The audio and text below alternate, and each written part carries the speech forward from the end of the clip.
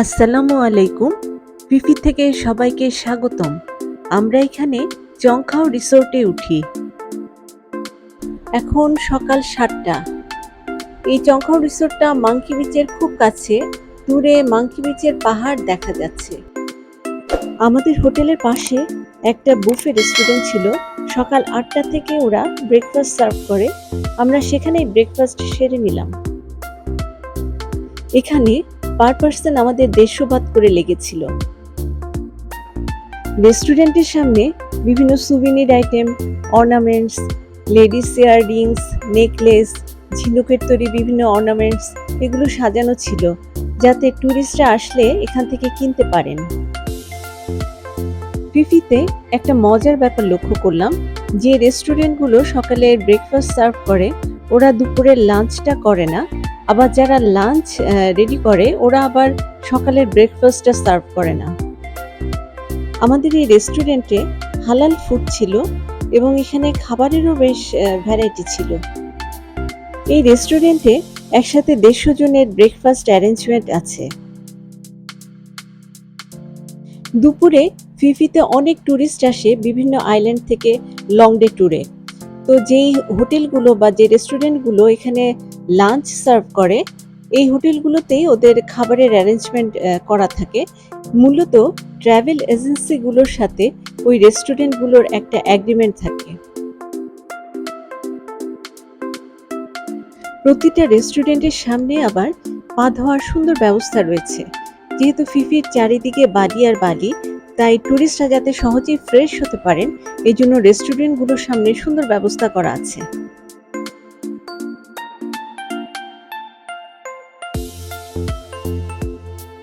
আজ আমরা আইল্যান্ড হপিংয়ে বের হব। সকাল ৯টায় আমাদের বোট টনশা পিয়ারে চলে আসে। এই প্যাকেজটি আমরা গতকাল রাতেই ট্রাভেল এজেন্সি থেকে বুক করে রাখি। আমরা আজ ফিফির বিভিন্ন আইল্যান্ড ঘুরে বেড়াবো। আমরা যেখানে উঠেছি সেটা ফিফি ডন, আর আজ আমরা যেখানে যাচ্ছি সেটা ফিফি লের বিভিন্ন আইল্যান্ড। ফিফি লেতে মূলত কেউ থাকে না, এখানে ট্যুরিস্টরা শুধু ঘুরতে যায়। ফিফি লের বিচগুলোর মধ্যে রয়েছে মাঙ্কি বিচ, ভাইকিং কেভ, লোসাম্মা বে, ফিলে লাগুন এবং মায়া বে। আমাদের প্রথম গন্তব্য মাঙ্কি বিচ। এই মাঙ্কি বিচে যেতে আমাদের ১৫-২০ মিনিট সময় লেগেছিল। আমরা চলে আসলাম মাঙ্কি বিচ। এটা ছোট একটা বিচ কিন্তু খুবই সুন্দর। এখানে পানির কালার অসাধারণ।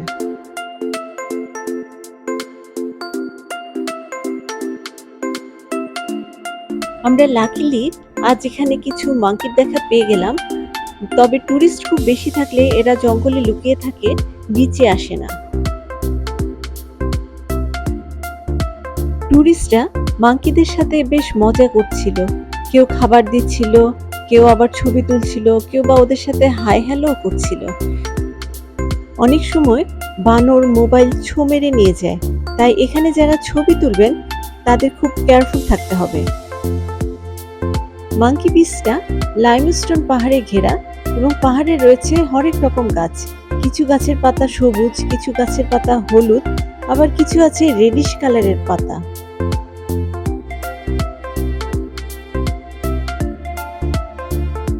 ফিফিতে আপনারা হাফ ডে ট্যুর প্যাকেজ অথবা ফুল ডে ট্যুর প্যাকেজ যে কোনো প্যাকেজই নিতে পারেন। আমরা হাফ ডে ট্যুর প্যাকেজ নিয়েছিলাম। এই ট্যুর প্যাকেজে আমাদের পার পার্সন ৩৫০ বাত করে লেগেছিল। এই প্যাকেজের মধ্যে আমাদের স্নর্কলিং এবং মায়াবে এই দুটো জিনিস ইনক্লুড ছিল। তবে মায়াবের জন্য আমাদের এক্সট্রা ৪০০ বাত করে আবার অতিরিক্ত দিতে হয়েছিল। এই ট্যুর প্যাকেজগুলো কিছুটা দামাদামি করে নিতে হয়। এই লং টেল বোটগুলোতে ৮ থেকে ১০ জন খুব ইজিলি বসতে পারে, কিন্তু ওই দিন আমাদের সাথে একজন ট্যুরিস্টই ছিল, তাই আমরা খুব আরামে ঘুরতে পেরেছিলাম। মাঙ্কি বিচে আমরা ১৫-২০ মিনিট ঘোরাঘুরি করলাম, বানরদের সাথে মজা করলাম। পরে আমরা আমাদের নেক্সট গন্তব্যে যাওয়ার জন্য আবার বোটে উঠে গেলাম। অনেকে লং টেল বোট প্রাইভেটলি ভাড়া করে এখানে ঘুরতে আসে, সেক্ষেত্রে প্রাইসটা একটু বেশি পড়ে। অনেকে আবার স্পিড বোট অথবা ইয়টেও আসে।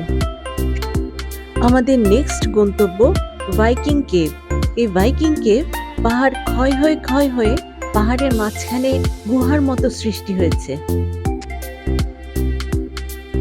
নিরাপত্তার কারণে ভাইকিং কেভে কোনো ট্যুরিস্টদেরকে নেওয়া হয় না, তবে লোকাল পিপলরা এখানে পাখির ডিম, পাখির বাসা এগুলো কালেক্ট করার জন্য যায়। এই জিনিসগুলো ওরা হংকং, চায়না এসব দেশে এক্সপোর্ট করে এবং এগুলোর প্রাইসও বেশ ভালো।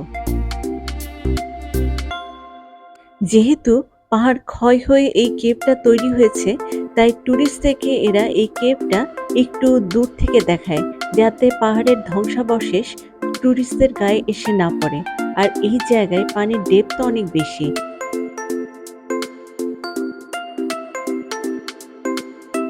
ভাইকিং কেভ দেখা শেষ করে আমরা চললাম মায়াবের উদ্দেশ্যে। দূরে যে পাহাড়টি দেখা যাচ্ছে এটাই মায়াবে।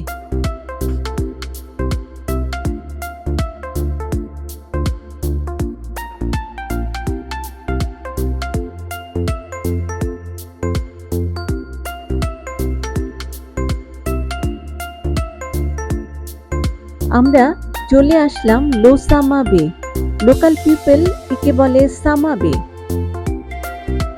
আন্দামান সাগরে লাইমস্টোন পাহাড়ে ঘেরা নীল জলরাশির এক অপূর্ব সুন্দর স্থান এই লোসামা বে। এখানে পানি খুব শান্ত, অনেকে এখানে স্নর্কলিং, কায়াকিং এগুলো করে থাকে। স্নর্কেলিং এ মূলত পানির আপার সারফেসের বিউটি দেখা যায়। আপার সারফেসে বিভিন্ন ছোট ছোট মাছ, জেলিফিশ এগুলো ঘুরে বেড়ায়।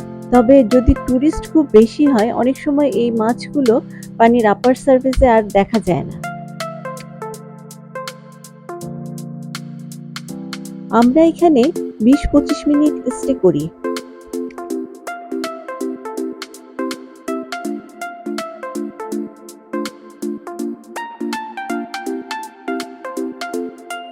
আমাদের নেক্সট গন্তব্য পি লে লাগুন।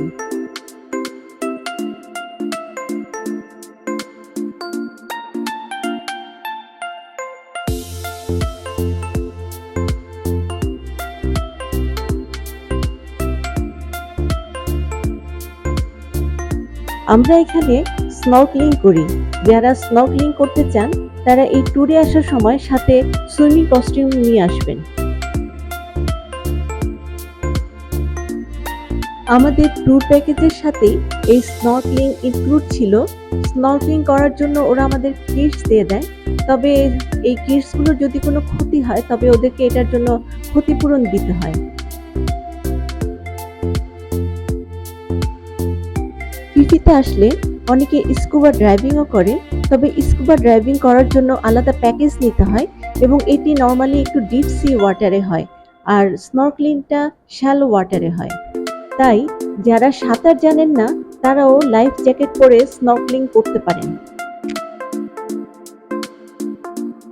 আজ এখানে টুরিস্ট খুব বেশি থাকার কারণে পানিও ঘোলা হয়ে গেছে এবং পানির আপার সারফেসে মাছও খুব কম, তাই আমরা এখানে খুব একটা মাছ দেখতে পাইনি। এখানে আমরা স্নর্কলিং করার জন্য 30 মিনিট স্টে করি। থাইল্যান্ডে সারা বছর খুব গরম পড়ে। আমরা ডিসেম্বরে এই ট্যুর প্ল্যানটি করেছিলাম। এখানে অক্টোবর থেকে জানুয়ারি পর্যন্ত এই সময়টা কিছুটা গরম কম পড়ে, কিন্তু তখনও ডিসেম্বর মাসে গরম বেশ ভালোই ছিল।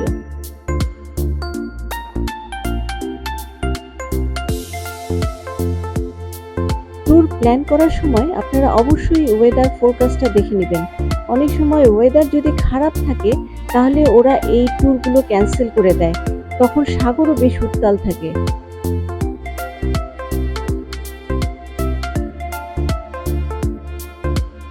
আমাদের নেক্সট গন্তব্য মায়া বে। আমরা মায়া বের খুব কাছাকাছি পৌঁছে গেছি। মায়া বে থাইল্যান্ডের ন্যাশনাল পার্কের অন্তর্ভুক্ত। এখানে ঢুকতে হলে পার পার্সন 400 বাত করে এন্ট্রি ফি দিতে হয়। যদি 12 বছরের নিচে হয় সেক্ষেত্রে ওরা 200 বাত করে নেয়। যদি কেউ এন্ট্রি ফি না দেয় তাহলে বোট পিয়ারে কিছুক্ষণ রাখে এবং তারপর আবার ওরা ব্যাক করে চলে যায়। মায়াবীতে ঢোকার আগে বোটম্যান আমাদেরকে হাতে একটা বেল পরিয়ে দিল। এই বেল দেখেই সে পরবর্তীতে আমাদেরকে আবার খুঁজে নেবে। এখানে বোট প্রায় 1 ঘন্টা স্টে করেছিল। এটা মায়াবীতে ঢোকার এন্ট্রান্স। এই সিঁড়ি বেয়েই উপরে উঠে যেতে হবে। মূলত এটা মায়াবের পিছনের সাইড।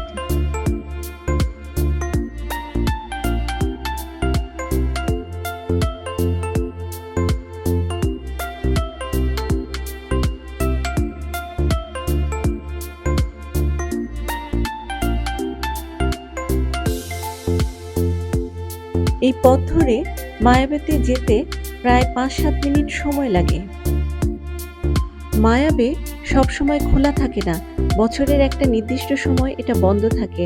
নর্মালি অগাস্ট থেকে সেপ্টেম্বর পর্যন্ত এই টাইমটা এরা মায়াবে সংস্কারের জন্য বন্ধ করে রাখে। অনেক সময় ওয়েদার খারাপ হলেও ওরা মায়াবেকে ক্লোজ করে দেয়।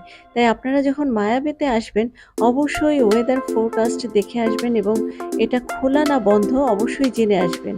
নাহলে এত দূরে এসে আপনারা মায়াবেটা সুন্দরভাবে ঘুরে দেখতে পারবেন না। এটা মায়াবের একটা ভিউ পয়েন্ট। এখানে ট্যুরিস্টরা মেনলি ছবি তোলেন। আমরা চলে আসলাম আমাদের স্বপ্নের মায়াবেতে। মায়াবেতে ঢোকার মুখে ট্যুরিস্টরা একটা নির্দিষ্ট স্থানে স্যান্ডেলগুলো রেখে দেন।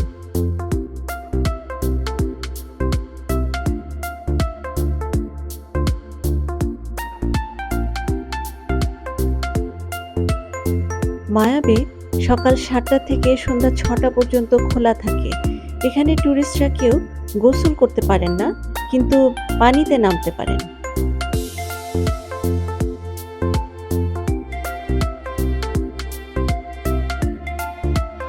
মায়াবে মূলত বিখ্যাত হয় 2000 সালে টাইটানিকের নায়ক লিওনার্দো ডিক্যাপ্রিওর দ্য বিচ মুভি রিলিজ হওয়ার পর।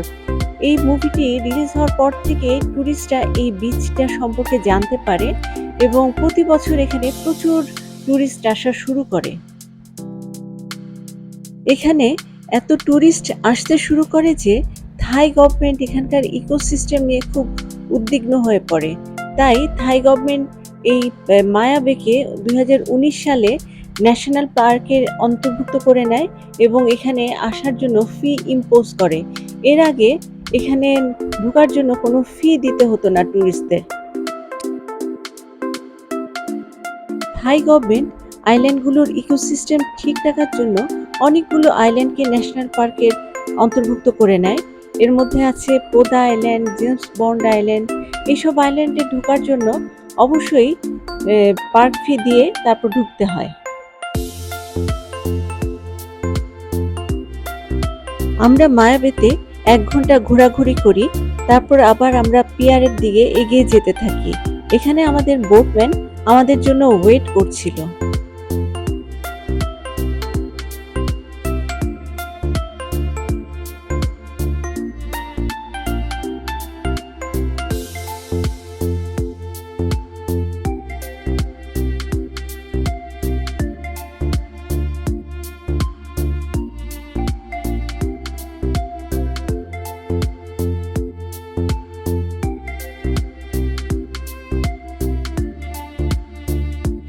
আমরা বোটে উঠে বসলাম এবং রিসোর্টের উদ্দেশ্যে যাত্রা শুরু করলাম। বোটে আমাদের রিফ্রেশমেন্টের জন্য ফ্রুটসের ব্যবস্থা ছিল। যেহেতু থাইল্যান্ডের ফ্রুটস খুব মজা, তাই আমি আপনাদেরকে সাজেস্ট করব আপনারা থাইল্যান্ডের যেখানেই পারবেন বেশি বেশি করে ফ্রুটস খাবেন।